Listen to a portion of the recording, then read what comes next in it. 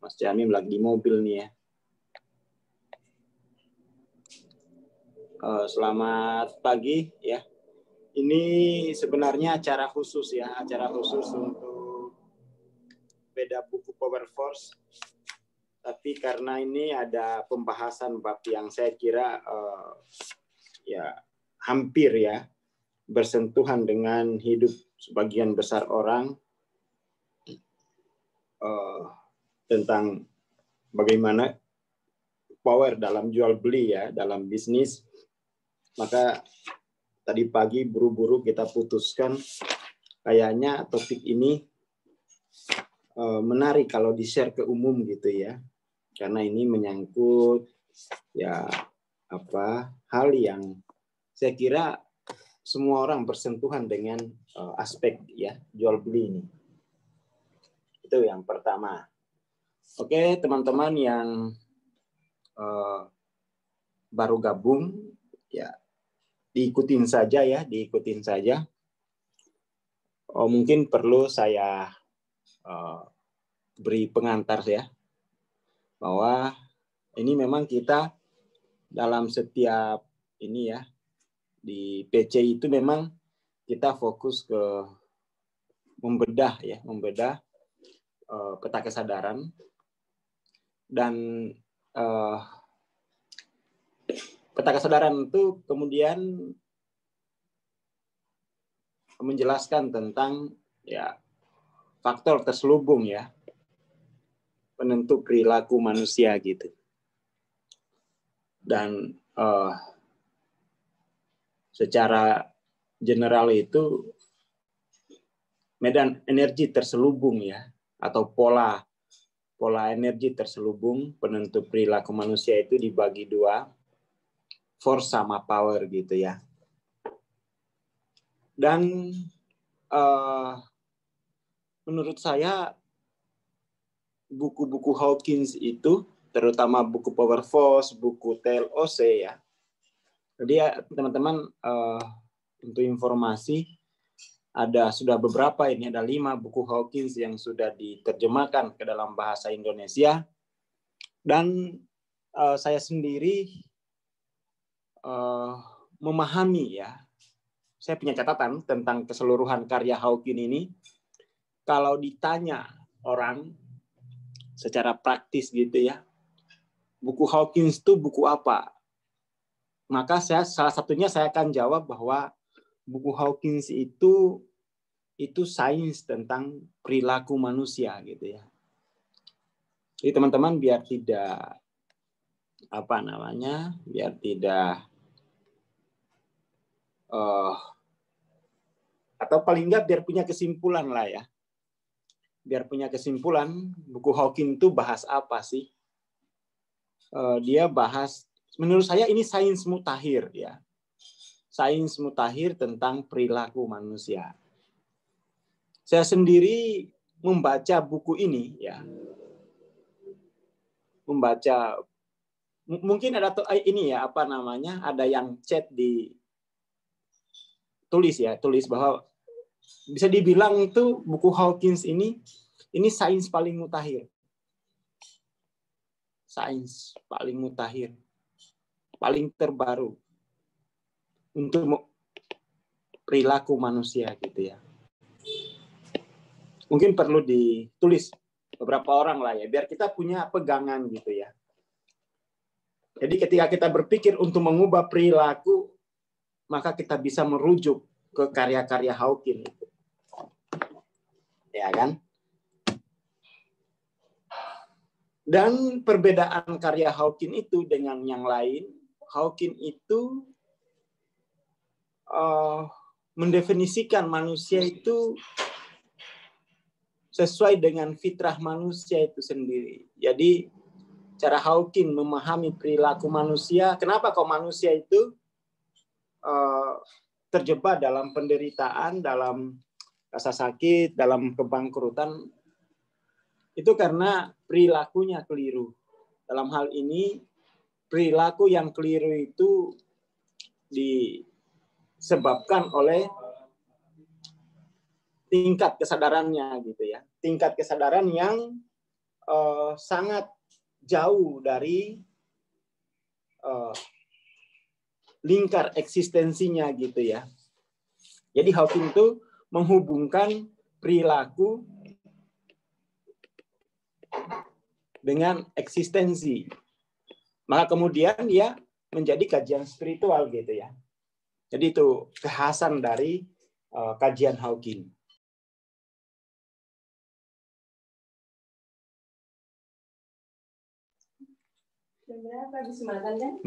Jadi itu poin pentingnya ya, bahwa Hawking menghubungkan perilaku dengan eksistensi. Itu sebuah kajian yang saya kira sulit ditemukan dalam buku-buku yang lain ya. Saya baru menemukan Hawking yang kemudian dia membuatkan peta kesadaran eksistensinya itu. Di dalam Hawking ya, di dalam Hawking itu dia karena berbicara tentang eksistensi, maka sebenarnya dia tidak berbicara tentang moral misalnya. Jadi Hawking itu tidak ada benar salah dalam pengertian moralitas. Benar salah secara moralitas itu tidak ada. Adanya adalah perilaku itu suci atau terkotori, gitu aja. Jadi terkotori dan suci itu bukan dalam kajian spiritual bukan persoalan moralitas. Itu adalah persoalan eksistensi gitu ya. Eksistensi kita tetap suci atau kita sudah mengotorinya. Jadi itu kekhasan ya, khasnya Hawking itu membahas perilaku seperti itu. Perilaku itu bukan lagi persoalan benar salah, tetapi perilaku itu suci atau terkotori. Nah, seperti itu. Jadi bukan lagi perilaku itu produktif atau destruktif, tapi Hawking itu sedang ngomongin perilaku itu suci atau terkotori. Jadi itu kekhasan ya, kekhasan kajian Hawking gitu. Nilainya dia nilai suci dan terkotori, karena itu adalah nilai spiritualnya gitu. Segala penderitaan, kebangkrutan, rasa sakit itu karena perilaku kita terkotori.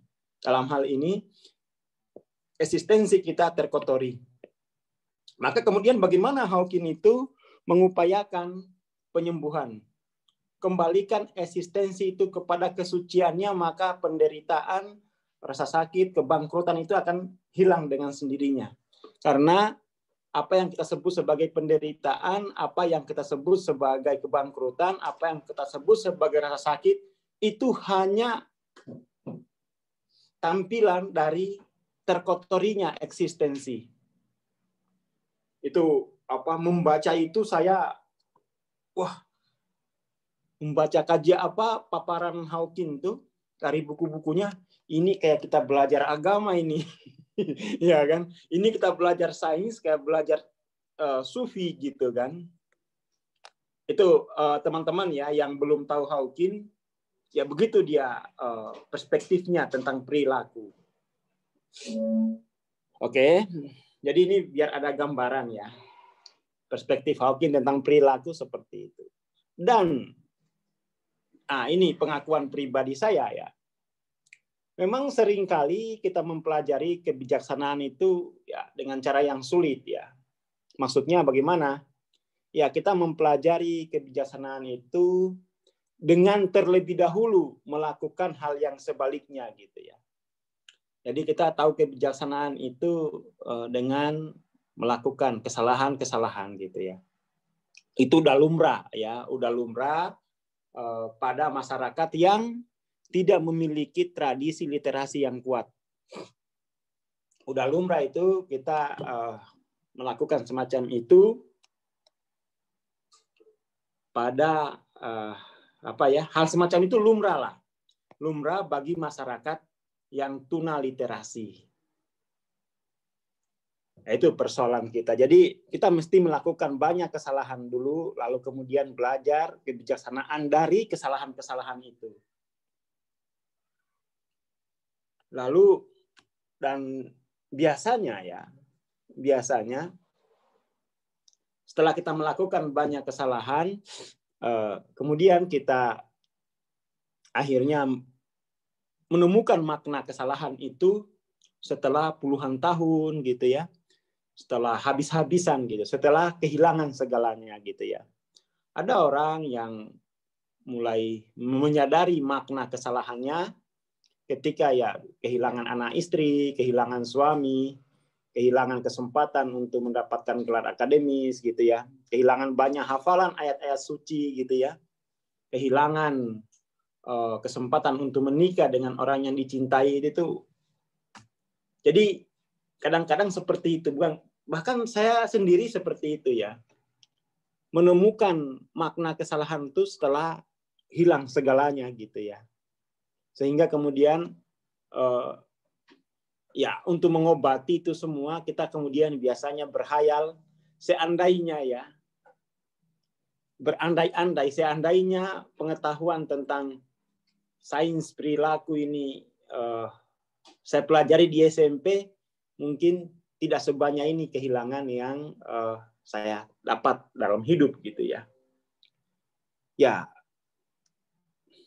saya dulu seperti itu ya. Saya mengetahui buku Hawking ini 2009 setelah kehilangan segalanya gitu ya. Setelah kehilangan segalanya, sudahlah. Lalu kemudian mulai mencari ya, dan akhirnya menemukan bahwa Hawking menghubungkan perilaku dengan eksistensi. Dan itu sulit menemukan kajian seperti Hawking. Hampir tidak ada. Oke, kita lanjut ke, saya kira itu ya teman-teman, pengantar ya yang baru bergabung, pengantarnya seperti itu. Apa kekhasan Hawking? Hawking menghubungkan perilaku dengan eksistensi. Eksistensi itu terkotori atau tetap suci gitu. Hanya itu kajiannya. Terkotori kita akan menderita, suci kita akan bahagia. Ya hanya itu. Dan derajat ininya ya, derajat eksistensinya itu atau makom ya, makom kesadarannya itu ya seperti ini digambarkan. Seperti itu. Bahwa semakin tinggi kesadarannya, artinya semakin suci, semakin jauh dari kekotoran itu, maka kehidupan itu semakin bagus, semakin berkualitas. Ya, itu. Jadi ya ini baru saya bahkan ya saya berani katakan baru Hawking yang menghubungkan perilaku dengan eksistensi itu secara dalam argumentasi sains itu ya. Kalau agama tentu saja kita sering dengar, tetapi kalau dari kalangan saintis itu ya Hawking lah. Jadi ini pengaruh terkotorinya eksistensi dengan kehidupan. Nah, seperti itu. Ya kita lihat semakin tinggi itu artinya semakin bercahaya, semakin suci eksistensinya itu, semakin bersih, maka kehidupannya semakin bagus, semakin tidak ada masalah itu. Dan itu tidak pernah kan dan soal suci dan terkotori itu bukan bahasan psikologi ya, bukan, itu bahasan spiritual. Maka sini disebutnya posisi spiritual. Oke teman-teman yang ingin memahami ya cara berpikir Hawking, ya silakan baca-baca buku yang sudah diterjemahkan ya, atau yang belum silakan saja. Ini kita diskusi ya, kita diskusikan. Sekarang kita masuk ke power ya, power dalam jual beli. Kita masuk ke situ. Teman-teman yang baru ikut pertama kali belum punya bukunya, diikutin saja dulu. Setidak-tidaknya kalau beda buku ini tidak bisa diikuti, paling enggak poin pertama tadi sudah cukup saya kira ya. Saya kira poin pertama sudah cukup. Pembukaan tadi saya kira cukup itu.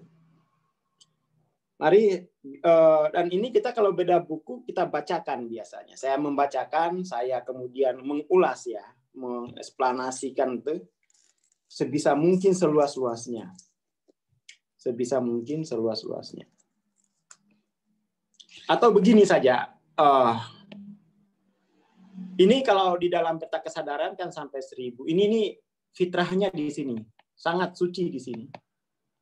Semakin ke bawah, semakin terkotori. Kalau di sini ini paling kotor di sini. Ini paling kotor. Sini kemudian ya masih ada noda-noda di sini nih, ya. Ya di sini sudah mulai di sini ini nodanya sudah mulai bersih, tapi jejak-jejak ingatan akan noda itu masih lah ya. Sampai dia ke sini baru dia selesai. Jadi kita perlu bikin gradasi kesucian itu. Kotor, iya noda-noda, apalagi setelah ternodai itu apa? Ada noda, ya mungkin ada jejak-jejak noda gitu ya. Lalu kembali suci. Itu saya menyadari ya betapa kajian Hawking ini berbeda, itu saya akhirnya ya fokus mempelajari seluruh karyanya, lalu kemudian tuh saya coba hubungin yayasannya, saya tawarkan diri gimana saya mau beli lisensinya, ingin memberitahukan ini ke masyarakat Indonesia gitu ya. Makanya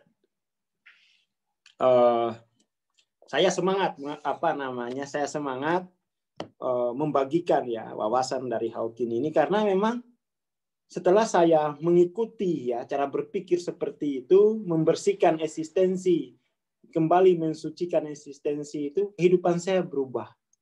Kehilangan-kehilangan yang dulu itu banyak tergantikan dengan yang lebih bermakna gitu ya. Saya kira itu. Oke ya, manusia memiliki kebebasan memilih. Ya, dia mau milih mengotori fitrahnya atau memilih untuk mensucikan fitrahnya. Itu silakan saja. Jadi manusia itu punya kebebasan memilih.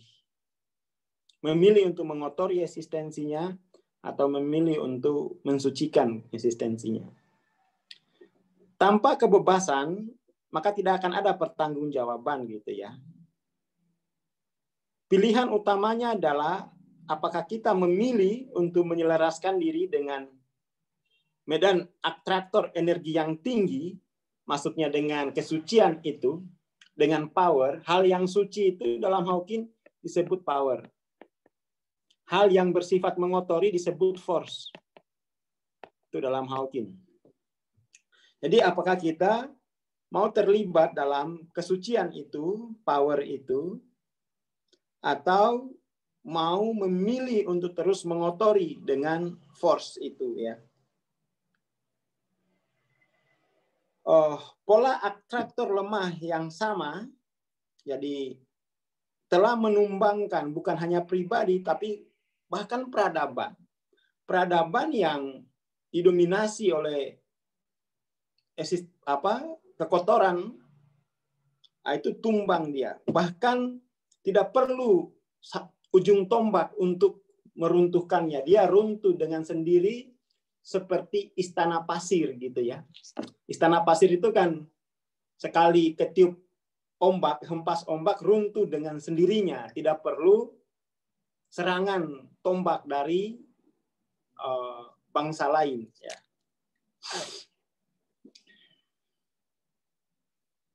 Jadi banyak yang tumbang ya. Tidak hanya individu, pribadi, pergerakan sosial, organisasi, dan karir ya. Kalau karir tadi justru mengotori fitrah kita, maka karir tadi akan sama nasibnya seperti istana pasir ya, istana pasir. Maka seseorang harus mengambil keputusannya dan menerima konsekuensinya. Tidak ada wilayah lain yang sanggup menggambarkan konsekuensi pilihan ini dengan lebih dramatis dibandingkan dengan dunia bisnis. Jadi dunia bisnis itu dunia yang sangat cair, ya. Dia peka pada kesucian dan pada kekotoran itu. Coba aja berbisnis dengan cara-cara kotor. Udahlah, nggak usah lama-lama tuh. Nggak usah lama-lama, langsung terbaca oleh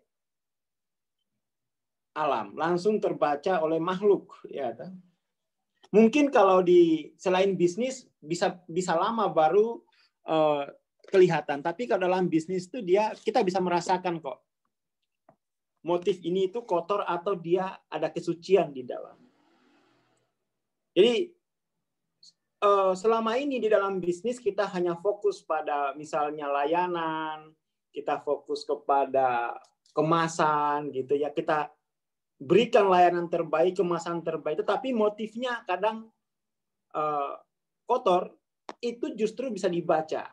Berapa banyak saya menyaksikan teman-teman saya itu bisnisnya dimulai dari kemasannya apa adanya, layanannya buruk, tapi mereka punya motif suci dan bisnis tadi bertahan bahkan tumbuh terus karena dia berangkat dari posisi yang benar, ya, suci tadi, punya niat suci.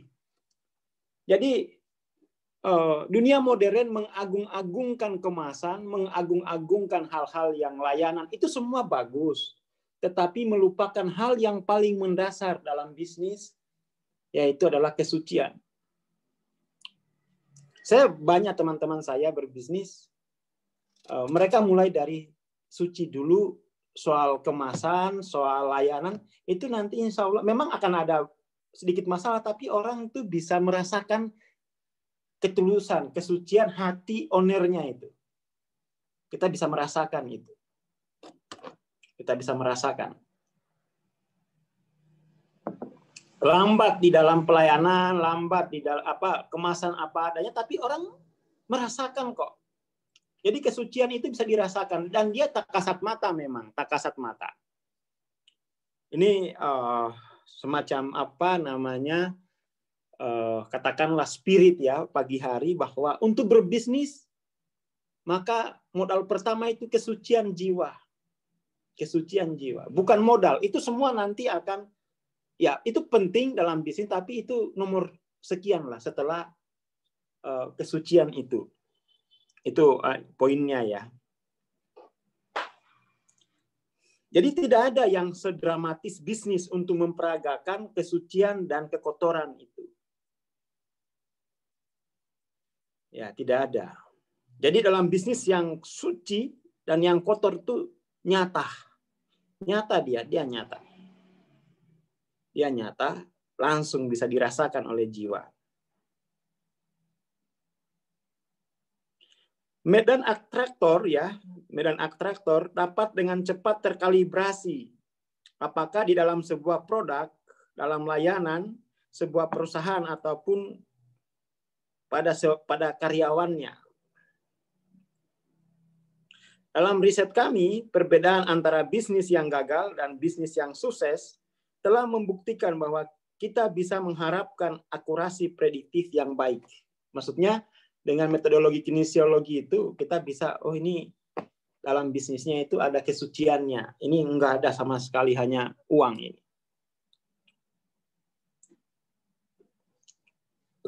Terlalu sering si pembeli bisa berperan sebagai seorang pemilih, investor, ataupun pencari kebenaran.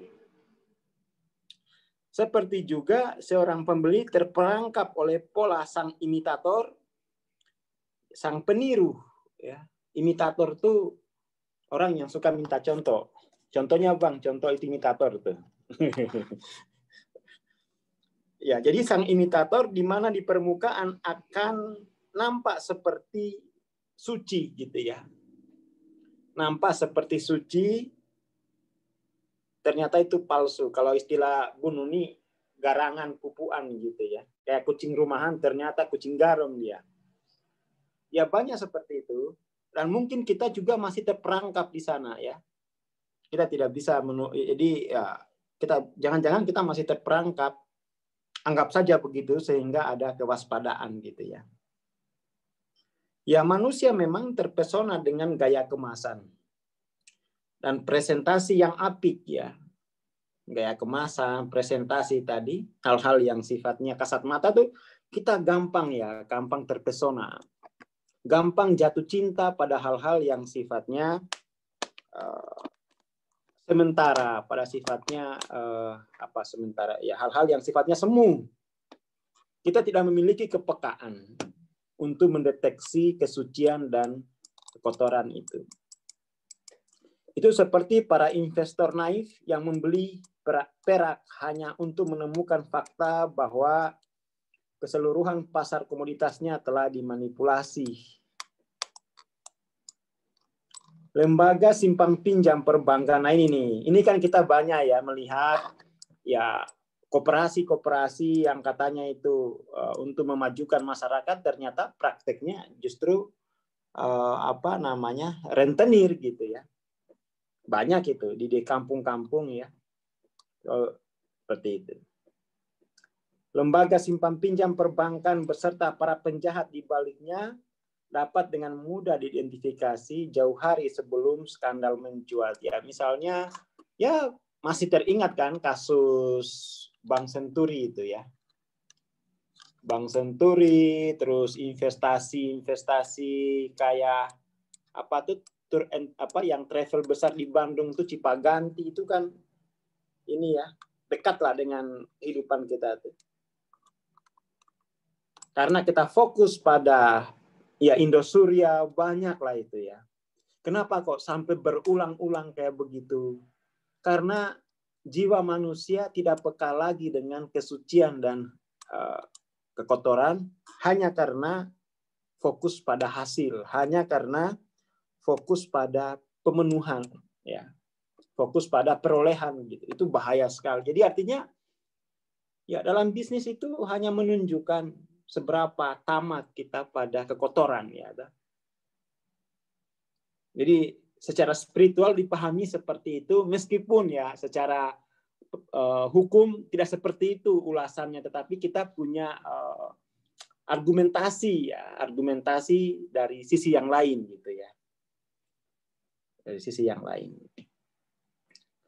Bencana serupa sebenarnya dapat dihindari hanya dengan meneliti apakah sebuah upaya bisnis berhubungan dengan pola atraktor tinggi atau rendah gitu ya. Ini juga bisa dipakai loh untuk mendeteksi ya jodoh terbaik. Apakah jodoh terbaik? Jadi apakah pasangan saya ini mengerti tentang kesucian eksistensi, atau justru dia ini terjebak di dalam kekotoran itu, tapi dia rajin ke salon gitu ya. Rajin ke salon gitu. Kan betapa banyaknya kita melihat ya berita pernikahan baru 1 hari itu sudah selesai gitu. Karena baru sadar gitu. Wah, ternyata dia punya hal yang tidak saya ketahui di awal. Akhirnya kita kita kehilangan ya, kita kehilangan. Jadi seringkali memang seperti pembukaan tadi, kita mempelajari kebijaksanaan itu setelah melakukan banyak kesalahan, banyak kehilangan gitu ya. Dan itu ya ya tragedi ya bagi manusia semacam itu. Persoalannya cuma satu. Dia tidak peka pada kesucian dan tidak peka pada kesucian dan pada kekotoran. Ya, tentu kita saya sendiri tahu banyak hal tentang kekotoran itu, yes.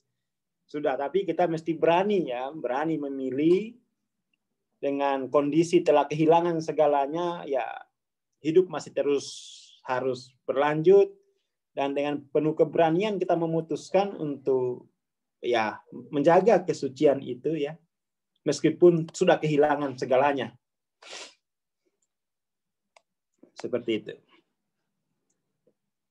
Teman-teman yang suaranya timbul tenggelam, nanti dapat rekamannya lah ya. Nanti Mas Jamin ini rekamannya disebarkan semua ya. Siap, Kang. Ini penting soalnya bab ini. Sam Walton ya, yang Walmart itu, memberikan sebuah model bagaimana sebuah kekuatan dagang dari keselarasan dengan pola atraktor energi tinggi atau suci konsep ABC yang dipegang di dalam ABC non-linear yang dipegangnya dalam pola linier adalah bagaimana menumbuhkan kerajaan Walmart, raksasa ya, raksasa kerajaannya itu. Prinsip dasar yang dituturkan dalam buku berjudul Sam Walton yang ditulis oleh Vance Trimble. Pada lorong, jadi ini ceritain ini ya, Walmart. Indonesia nggak ada ya, Walmart itu yang nggak ada. Mungkin pernah ada, tapi yang ini loh, yang apa, Makro kali ya, itu kan sahamnya Walmart itu. Yang apa sih namanya? Yang saham Walmart itu yang yang Makro ya, kayaknya Makro. Makro sekarang jadi Lotte Mart bukan ya? Oh iya, jadi Lotte Mart ya. Mungkin diakuisisi.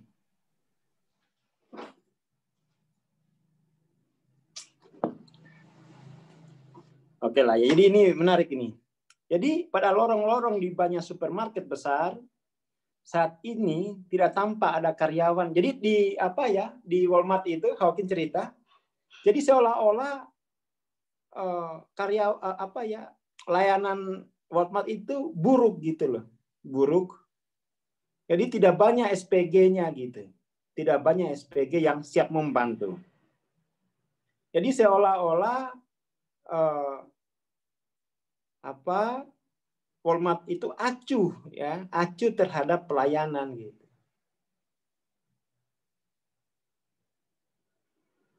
Tapi para karyawan Walmart itu melakukan hal sebaliknya.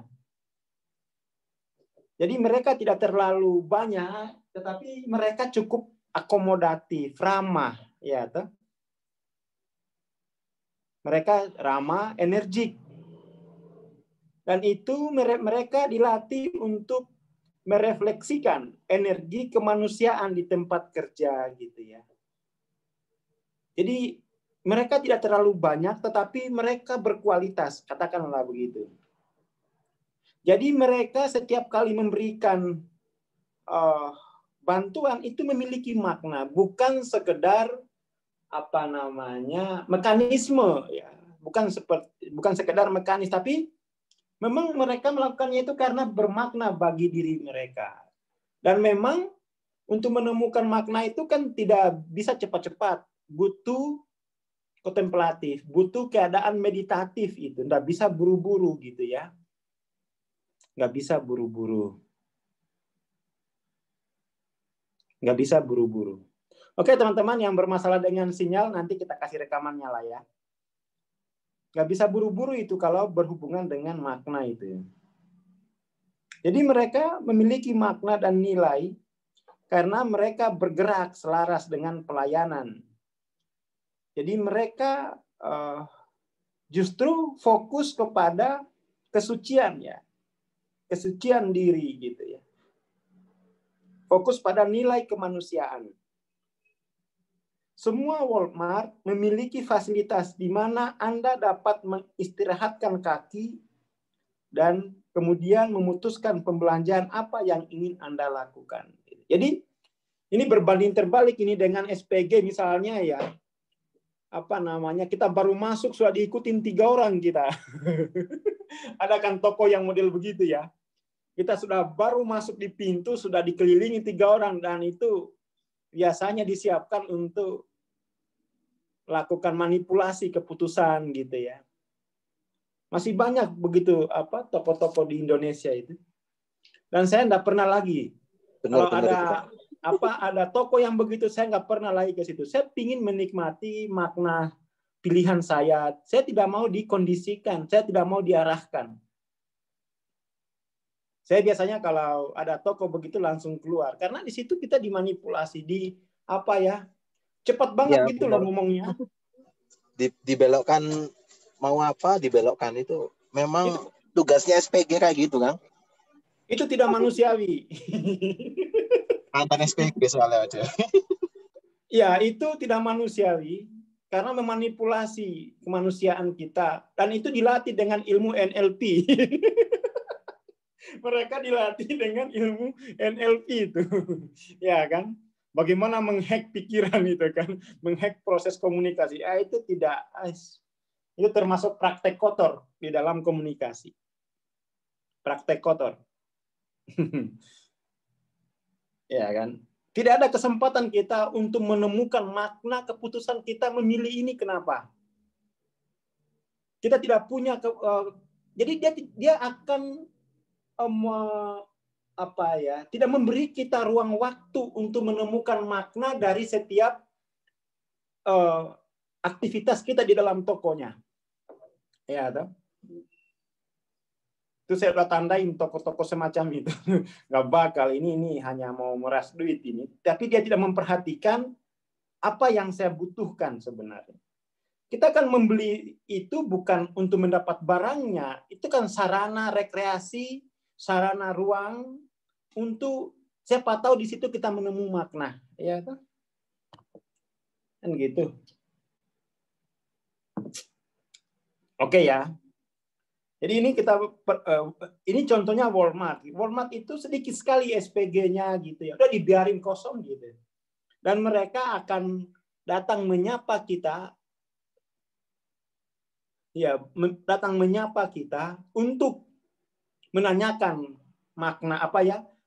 Untuk menyentuh hati kita, kemanusiaan kita. Ya kan? Semua Walmart memiliki fasilitas di mana Anda bisa istirahat gitu ya. Bisa istirahat. Kalau ini kan nggak ada ruang untuk istirahat. Pokoknya sebisa mungkin kita dibikin lelah. Kalau lelah itu keputusan jadi buruk kan begitu. Kalau kita udah lelah itu diarahin iya, tinggal iya. Murah iya. Pokoknya diiyain terus karena kita tidak punya energi lagi untuk berpikir. Makanya cepat-cepat dikuras di awal gitu ya, langsung diinterogasi 3 orang gitu, dikuras sejak awal. Habis dikuras, udah tinggal diarahkan dia. Ya saya juga pernah begitu, malah saya lebih kotor lagi mainnya gitu ya, nah, lebih kotor lagi. Dulu kita dipekerjakan begitu ya, jadi ngerti benar ini kalau dunia kayak begini saya. Jadi di sana disediakan fasilitas di mana kita mengistirahatkan kaki, dan itu dengan keadaan istirahat tadi, rileks, kita bisa memutuskan pembelajaran apa yang ingin kita lakukan. Jadi tidak diinterupsi gitu loh. Tidak diinterupsi. Dari rumah cuma mau beli rinso, pas sampai di toko, wah belinya macam-macam, snack macam-macam, dikasih tawarin piring, mangkok, gelas, wah ini bukan main itu. Dan itu dilatih. Wah, itu termasuk ya sampai rumah nyesel gitu ya. Sampai rumah malah bukan bahagia, malah bertengkar sama suami. Ya, itu kan tadi uang baru dipinjam dari tetangga untuk 1 minggu, kenapa langsung habis? Wah, istrinya, sudah. Dan itu sistem ya, itu sistem gitu. Bukan sebuah, jadi bukan salah istri itu kalau begitu itu. Bukan salah anak-anak. Tapi itu ada relasi kuasa di dalamnya. Ada relasi kuasa yang terselubung gitu ya. Dan itu mestinya itu harus menjadi apa ya, dikritik gitu. Ada hasrat, ada relasi kuasa itu di dalam toko itu. Dan menghadapi relasi kuasa kan kita enggak bisa. Itu bukan soal kita cerdas apa enggak, itu memang kita dikuasai gitu kan. Kita dikuasai. Mereka apa ya? Ya mereka tidak senang kita datang. Sudah datang malah dikuasai gitu. Jadi situ tuh ada perangkap di sana. Ada perangkap. Mestinya kan kita datang aja itu mereka sudah senang ya toh. Artinya kita respect dengan bisnis mereka, tapi mereka enggak. Kedatangan kita itu justru disambut dengan perangkap gitu ya. Makanya saya tandai toko-toko yang semacam itu. Dia tidak respect dengan kedatangan saya gitu. Kadang saya marahin kasirnya, kamu tuh kalau ini tanya dulu orangnya, jangan langsung ya aja. Kadang saya marahin. Kadang saya marahin. Pokoknya jangan arahkan saya tahu apa yang saya butuhkan. Jadi ada alokasi ruang yang diperuntukkan untuk pemenuhan kebutuhan. Jadi untuk melepaskan kelelahan betis itu ya. Dan itu sebenarnya ketika dia menyediakan space untuk istirahat itu sebenarnya mereka rugi gitu ya. Mereka rugi.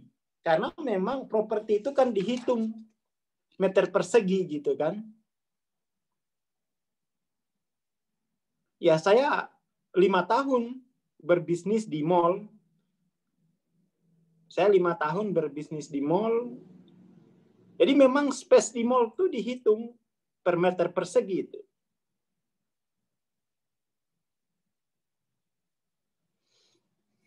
Tapi Walmart justru memberikan space yang banyak untuk biar orang itu istirahat, duduk sambil mikir apa yang dia butuhkan gitu ya.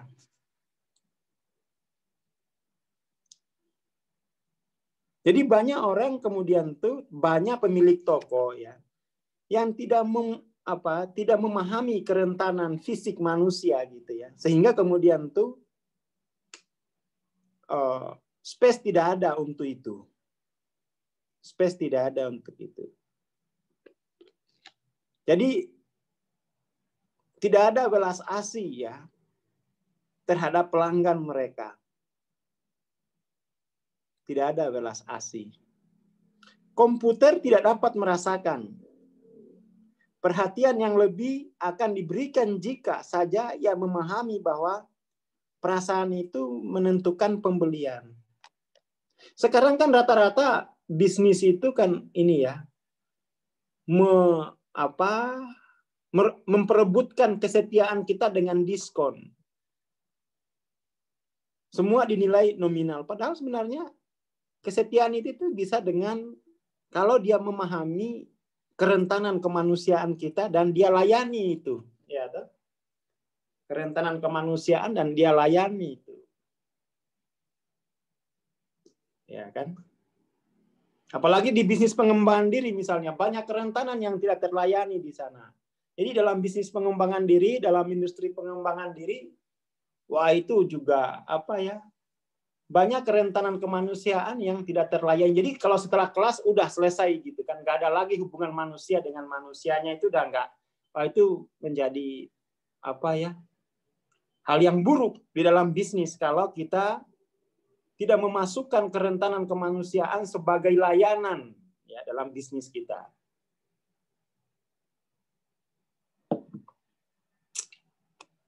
Kita lanjut. Sebuah faktor komersil yang dahsyat seringkali gagal dikenali.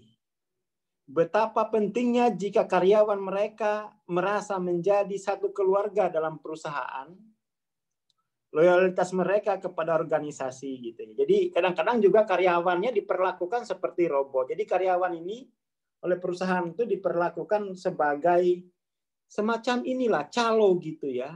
Kalau kita ke terminal gitu, itu kan banyak calo. Nah, kadang-kadang perusahaan itu melatih karyawannya seperti itu. Jadi karyawan itu dilatih untuk baku hantam di dalam toko gitu ya. Untuk baku hantam gitu. Nah, seperti itu. Ini teman-teman penting ya. Kalau teman-teman mau berbisnis, pokoknya jangan fokuskan pertama dulu pada fitrah itu. Soal kemasan, soal layanan itu tidak begitu inilah ya. Artinya itu penting, nggak apa-apa lah itu penting, tapi bukan itu yang pertama harus kita pentingkan gitu. Saya sendiri memulai bisnis dari prinsip semacam itu. Soal layanan, soal ini tuh itu bisa lah diperbaiki gitu ya. Bisa kita perbaiki, yang penting kita akrab, kita bicarakan gitu ya, nggak ada jarak. Insya Allah hal-hal yang sifatnya semu itu mudah kita atasi. Tapi kalau soal kesucian dan kekotoran itu nggak bisa kita dialogkan gitu ya. Nggak bisa kita dialogkan. Nggak bisa kita dialogkan gitu. Seperti itu. Oke. Jadi kualitas ini adalah kualitas yang nampak paling jelas menjadi ciri perusahaan sukses. Jadi ciri perusahaan sukses itu karena karyawannya itu dimanusiakan. Karyawannya itu dijaga kesuciannya gitu ya. Karyawannya dijaga kesucian. Jadi dia senang gitu ya. Senang bekerja di situ. Kenapa? Dia bekerja kesuciannya terjaga, dapat uang lagi, ya toh? Makanya mestinya ini para pebisnis itu mestinya orang-orang sufi gitu ya. Orang-orang sufi atau para sufi ini harus jadi pebisnis. Kenapa? Kemanusiaan akan diuntungkan kalau bisnis itu dijalankan dari perspektif sufistik, tidak dari perspektif konsumer hanya perputaran modal gitu. Manusia diuntungkan banyak jika perusahaan itu dijalankan dari perspektif sufistik. Sufistik kan dia pasti fitrah itu nomor satu.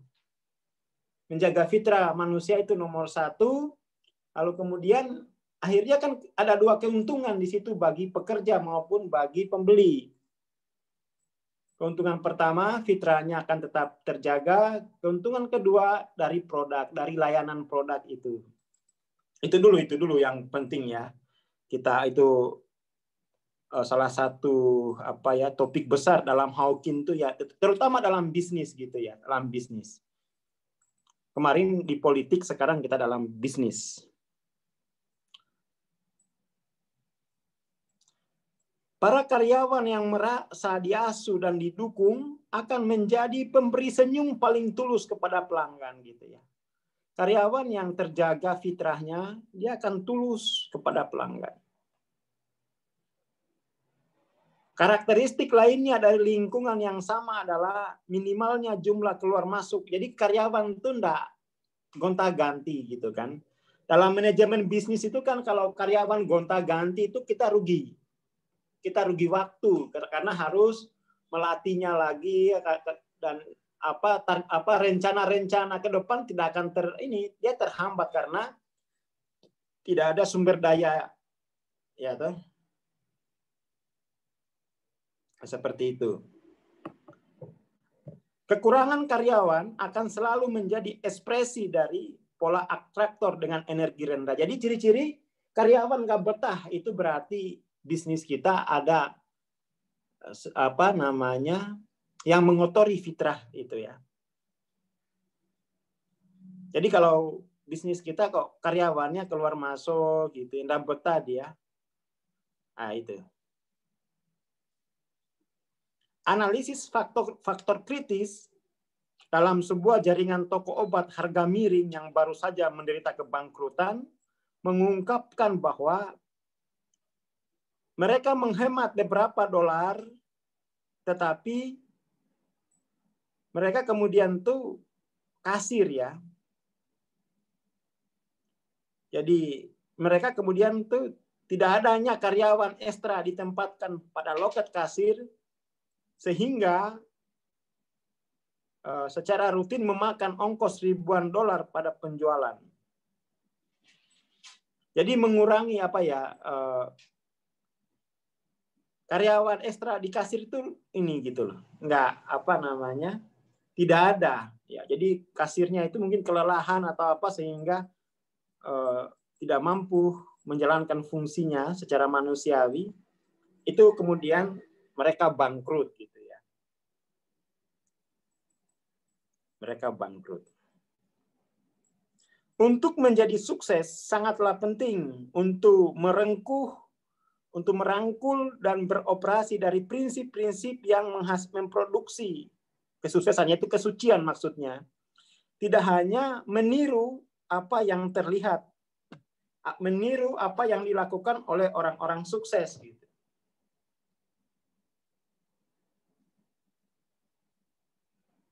Seperti itu.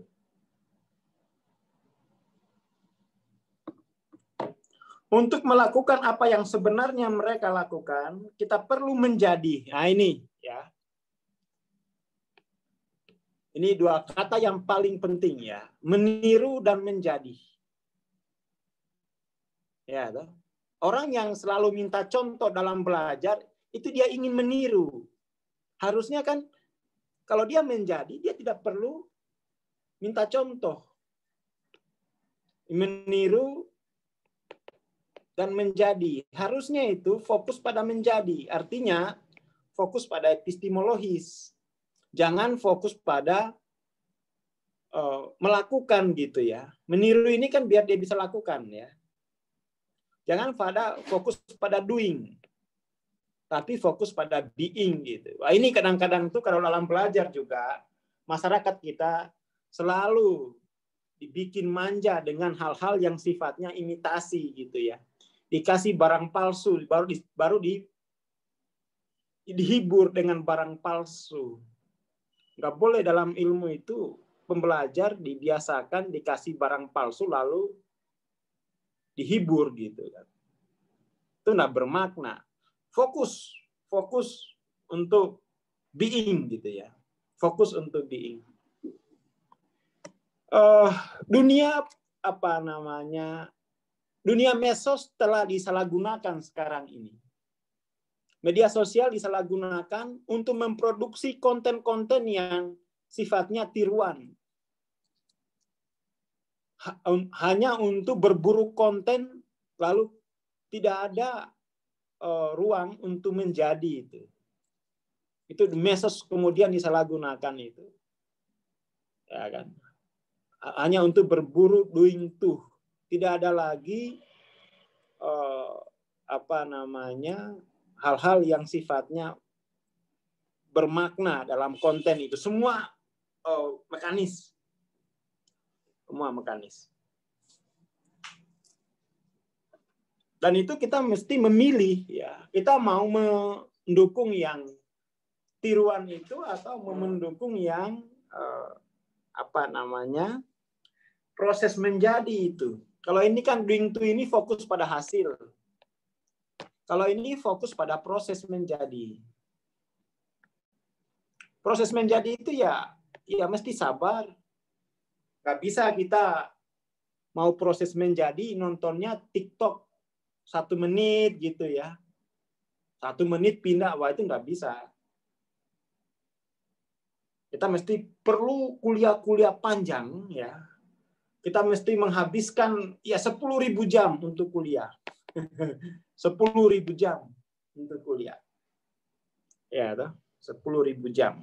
Dan itu memang harus punya daya tahan. Ya, toh, harus punya daya tahan. Harus staminanya kuat. Ini kita lari maraton, bukan lari jarak dekat. Jadi belajar Hawking itu maraton. Semua dipertaruhkan di situ. Oke ya, kita lanjut. Untuk menjadi sukses itu kita mesti menjalani proses menjadinya itu, bukan meniru gitu ya. Kita harus menjalani proses menjadinya, bukan meniru yang sudah jadi gitu. Kadang-kadang itu dalam dunia bisnis terutama itu kan ATM ya, amati, tiru, modifikasi, plug. ATP tidak modifikasi tapi amati, tiru, plug gitu. Itu tuh juga karena fokus pada hasil. Coba kita lihat cara gila dalam berbisnis itu kan nggak ada yang manas. Ya kan? Cara mudah, cara instan, cara gila itu tidak pernah berjaya gitu ya. Karena situ pasti proses menjadi itu jadi terabaikan, terlangkai banyak hal ya.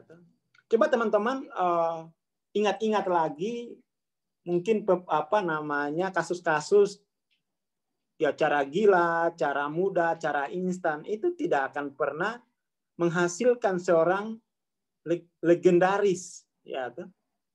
Tidak ada cara gila dalam hidup itu. Semua yang ada itu semua berproses menjadi. Berproses untuk menjadi gitu. Tidak ada instan gitu ya. Tidak ada instan. Dunia pengembangan diri kita selalu menjanjikan hal yang instan dan itu pasti imitasi. Instan itu artinya meniru yang sudah jadi. Ya, instan itu artinya meniru yang sudah jadi. Meniru yang sudah jadi, terus dia tidak fokus pada proses menjadinya gitu. Masyarakat selalu dijanjikan cepat karena tiru saja yang sudah jadi. Dia enggak bakal menjadi, dia ya habis saja modalnya tuh. Disediakan sebuah ruang, ya apa namanya, kamu bayar aja ini langsung jadi gitu. Tetapi kehidupan kan tidak begitu. Kehidupan tuh dia merespon proses untuk menjadi. Ilmu pengetahuan, ilmu itu kan didapat dalam proses, bukan dengan meniru yang sudah jadi. Kalau meniru yang sudah jadi, pada akhirnya tidak ada lagi kreativitas, tidak ada lagi keunikan. Padahal bisnis itu selalu tentang kreativitas, selalu tentang keunikan. Kita mesti mengerti bahwa jiwa manusia itu gampang bosan gitu ya. Mudah bosan. Kalau kita menjalankan bisnis dari prinsip meniru yang sudah jadi, itu ada kebosanan di situ. Kalau bosan, tidak akan ada pembelian. Tidak akan ada pembelian. Bisnis-bisnis yang apa namanya? Ya enggak, kalau untuk sistem itu lain. Ini kita ngomongin proses ya, proses. Kalau beli saham, beli ini itu ya itu dimensi yang berbeda gitu ya. Itu dimensi yang berbeda. Itu dimensi yang berbeda. Jadi maksudnya kalau kita mau menjadi pengusaha gitu ya, maka yang harus kita berikan ke pasar itu kan kreativitas, keunikan ya. Sehingga kemudian kita tidak akan jatuh ke laut berdarah-darah, perang harga itu kan gitu ya. Dan semua orang itu kalau dia fokus pada proses, itu dia akan menjadi gitu loh. Akan menjadi.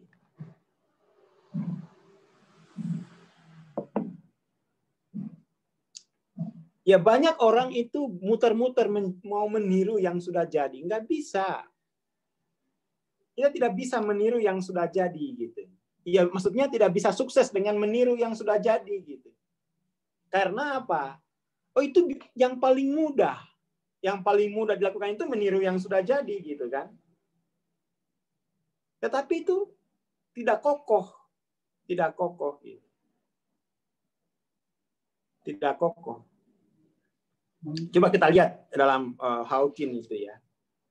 Dalam Hawkins, riset kita pada pola atraktor berkorelasi sangat dekat dengan kesimpulan yang disebutkan oleh Peters dan Waterman itu dalam karya mereka In Search of Excellence ya. Sebuah analisis mendetail mengenai beberapa perusahaan sukses. Perusahaan sukses itu memiliki hati. Dan hati itu tumbuh dari proses menjadi, bukan dengan meniru. Jadi ini penting ya, penting sekali. Bahwa perusahaan-perusahaan sukses itu memiliki hati. Dan hati itu tumbuh secara organis lewat proses menjadi, bukan meniru. Bukan meniru. Dan ini berlawanan dengan konsep penganut otak kiri. Yaitu perusahaan-perusahaan yang dikelola secara ilmiah gitu ya. Artinya dengan data-data saja. Perusahaan-perusahaan yang fokus pada data, artinya dia fokus pada tren gitu ya.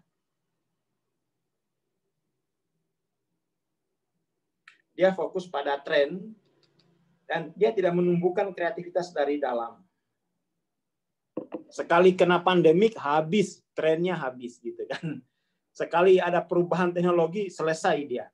Karena itu berarti dia fokus pada meniru yang sudah ada.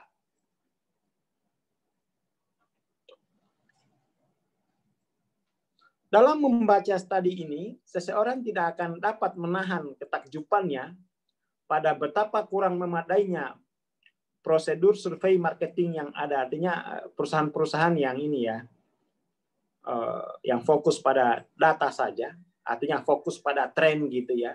Tapi mereka tidak tidak tumbuh ya, hanya menambah saja. Jadi ternyata tren itu juga ya permainan gitu ya. Permainan itu adalah ya persoalan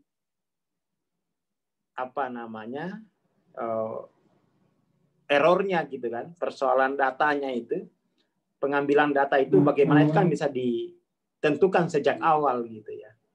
Artinya dia bukan benar-benar organis gitu, tapi itu sudah ya mekanisme. Jadi hasil statistik itu ya itu kan sudah ditentukan, sudah bisa diprediksi sebenarnya. Jadi tidak menggambarkan realitas sesungguhnya. Maka kemudian tuh untuk mengetahui realitas sesungguhnya itu, maka kita mesti tumbuh secara organis. Itu yang disebut dengan proses menjadi, bukan meniru yang sudah jadi gitu ya. Kita di dunia pengembangan diri juga lazim itu disuruh meniru. Akhirnya gaya bicara, cara jalan, tersenyum, mirip Anthony Robbins semua. Ini kok manusia jadi kayak robot. Salamnya juga mirip patung semua. Waduh. Ini enggak. Bagaimana kok manusia akhirnya dunia pengembangan diri membosankan. Karena sama semua mereka, dari jalannya, cara menyapanya, cara bicaranya, tidak ada yang unik. Semua jadi pasaran semua. Karena disuruh meniru yang sudah jadi gitu ya. Tidak ada yang otentik. Tidak ada yang otentik. Tidak ada yang otentik. Itu bukan role model, itu meniru yang sudah jadi namanya. Yang harus diikuti. Jadi bedakan antara meniru dengan mengikuti. Ikuti itu di tingkat proses gitu ya. Ikuti prosesnya, bukan meniru yang sudah jadi, enggak. Membosankan no? Ikut dunia pengembangan diri itu, bahkan lucu-lucunya itu sama ya. Jadi bahkan lucu-lucunya itu yang diceritakan tuh hal yang sama gitu. Ini bagaimana nggak ada kreativitas bikin joke apa, joke-joknya mereka itu sama gitu, karena ya disuruh meniru yang sudah jadi. Akhirnya apa? Ya belajar pengembangan diri ternyata buat jadi trainer. Karena itu paling mudah ditiru gitu ya. Wah, ini akhirnya industri pengembangan diri kita itu ya mati suri mungkin ya. Karena orang jenuh gitu, orang jenuh. Riset itu tidak ada yang baru, hanya pengulangan, jenuh. Pengulangan itu paling 3 kali, 5 kali itu udah jenuh kita. Tidak ada lagi hal yang baru di dalam, ya kan?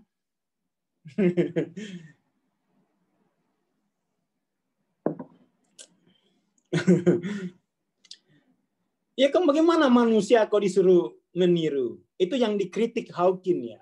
Dikritik Hawking dari dunia material, sains material itu duplikasi peniruan itu tidak bisa diterapkan pada manusia. Manusia itu dia proses organis, dia bukan mekanis gitu ya. Dia itu membawa fitrahnya gitu. Itu poin-poinnya. Jadi perlu kita koreksi lah dunia pengembangan diri kita, mana yang ya jangan kita rusak, karena dunia pengembangan diri tempat kita ngopi gitu ya, tempat kita bercerita, tempat kita ya sharing, tempat kita ya transaksi juga nggak apa-apa di situ kan. Yang jelas kita mesti ubah yang selalu fokus pada meniru yang sudah jadi, tapi mengikuti prosesnya. Ya, saya kira dunia pengembangan diri kita gagal membedakan meniru dengan mengikuti. Harusnya itu ikuti prosesnya, bukan meniru gitu ya. Role model itu yang diikuti prosesnya, bukan yang sudah jadi gitu. Itu saya kira kita gagal itu mendefinisikan kata meniru dan mengikuti. Sehingga orang buru-buru meniru gitu ya. Saya lucu-lucunya itu cara bicaranya, cara tampilnya kayak robot semua ini. Jadi kita bisa tidak ada yang otentik. Bahkan joke-nya itu sama semua tuh. Karena di training begitu. Katanya pengembangan diri, tapi mereka tidak berkembang gitu karena tiruan semua. Tiruan semua. Tiruan semua. Akhirnya dunia pengembangan diri kita mati suri. Tidak menarik bagi masyarakat, bahkan cenderung negatif. Itu lagi kan. Hidup tidak semudah kata-kata Pak Ijo gitu kan. Itu kan sebuah ini ya, ya itu tadi terlalu banyak hal-hal yang tiruan yang kita ulang-ulangi gitu. Kita lanjut. Sebagai tambahan dalam perhitungan jutaan dolar yang dihasilkan oleh perusahaan, analis bisa saja mengukur ratusan juta dolar yang tak dihasilkan oleh perusahaan. Ya, ini sebuah contoh baik adalah penurunan pada industri otomotif Amerika Serikat. Seseorang akan berpikir akan nampak jelas dari kesuksesan yang dimiliki Rolls-Royce, ya, toh perusahaan-perusahaan yang otentik gitu ya, kayak Rolls-Royce, Bentley, yang menyokong sebuah filosofi usaha yang telah direncanakan sebelumnya daripada mempertahankan kualitas, mendemonstrasikan sebuah kesalahan kalkulasi yang besar gitu. Riset kami mengindikasikan bahwa beberapa tahun lalu hanya dengan mengikuti pola atraktor energi tinggi, kami telah mengidentifikasi bahwa Detroit mampu merebut kembali pasar otomotifnya. Sebuah inovasi kreatif. Nah, ini yang paling penting ya. Pasar itu butuh inovasi kreatif, bukan konten. Konten duplikasi gitu ya. Bukan konten tiruan. Bukan manusia tiruan gitu ya. Itu pasar tuh selalu butuh itu. Jadi dia sebuah inovasi kreatif itu dibutuhkan dalam tujuan untuk menangkap kembali imajinasi publik. Dan pola kuno harus digantikan ya oleh pertahanan kualitas seiring dengan harga mobil baru yang menyentuh $25.000 per unitnya. Jadi perlu inovasi kreatif. Tidak sekedar meniru. Meniru itu membosankan dan itu melemahkan. Dan itu justru menjadi adiksi ya. Kalau meniru itu kan ya paling-paling di sini nih. 125. Desire. Dapat dimengerti jika tidak banyak warga Amerika yang menjadi senang untuk memaparkan kesimpulan tersebut dengan penuh pemahaman bahwa investasi akan segera kehilangan sifat konservatifnya. Wah, ternyata panjang ini ya. Ini sudah harus dihentikan karena nanti saya ada jadwal jam 10, belum mandi lagi. Dapat ya ini jelas sekali apa yang telah menurunkan harga mobil adalah depresiasi dari nilai orisinilnya. Penggelembungan harga diri, penggelembungan branding. Nah, itu kan ada penggelembungan branding ya. Dari penggelembungan harga, dari keglamoran dan keterbaruan tidak merefleksikan harga yang sebenarnya. Kita pada akhirnya bosan dengan tawaran beli buku 200.000, bonusnya 50 juta. Bosan kita tuh. Kok bonusnya tidak masuk akal sih ini? Kok bukunya harganya 200.000, bonusnya 50 juta. Kan ini apa-apaan sih ini? Ya kan? Apa-apaan sih ini? Bosan pada akhirnya. Masyarakat, itu pasti nggak berkualitas yang dia jual itu. Apalagi bonusnya tanpa nggak berkualitas. Terlalu sering kita mengulang-ulangi hal yang tidak esensial pasti itu. Ya itu penggelembungan namanya. Penggelembungan. Saya juga udah bosan dengan ini pasti sama lagi. Mungkin sekali dua kali tapi pada akhirnya hanya tumpukan kertas. Artinya angka 50 juta ini, angka 50 juta itu bukan angka yang sebenarnya gitu. Tidak merefleksikan yang sebenarnya. Jadi untuk apa? Hanya sekedar apa ya? Menarik emosi kita. Jadi ini hanya nominal. Hanya nominal, tidak ada value-nya. Bahkan value-nya itu palsu. Jadi kita terbiasa bermain-main dengan angka-angka tanpa mengerti angka itu mewakili nominal atau value sebenarnya. Value-nya juga biasanya nilai 50 juta. Nilai 50 juta itu kemudian itu kan subjektif ya. Nilainya kan subjektif. Kenapa kemudian yang subjektif dinominalkan? Misalnya begitu ya, kalau kita berpikir lebih ini lagi. Karena nggak ngerti, itu hanya niru-niru saja kan itu. Hanya niru-niru gitu. Dia tidak mengerti 50 juta ini apa sih sebenarnya. Value. Kenapa value dinominalkan? Karena kalau value itu kan subjektif. Dia subjektif. Membingungkan kadang-kadang itu saya membaca, kenapa sih mesti diiming-imingi orang mencari ilmu kok. Ya, ada. Tapi itulah trik marketing ya. Penuh dengan penggelembungan. Dan akhirnya marketing kita ya tidak menarik lagi. Orang mesti kalau didekatin marketer itu hati-hati, ini jangan-jangan dia mau manipulasi saya nih. Tidak ada kejujuran lagi di sana. Masyarakat akan dengan senang membayar $50.000 atau hanya untuk menggunakan sebuah mobil Rolls-Royce dengan mengerti bahwa 20 tahun kemudian mobil tersebut akan menjadi koleksi berharga gitu ya, daripada membeli 25.000 tetapi rongsokan gitu ya. Rongsokan. Saya kira pagi ini itu dulu ya, karena saya jam 10 mesti ngajar di offline. Terima kasih ya. Mudah-mudahan ya kita saling mendapat manfaat dari kajian-kajian buku-buku Hawking ini. Terima kasih. Selamat pagi. Wabillahi taufiq wal hidayah. Assalamualaikum warahmatullahi wabarakatuh.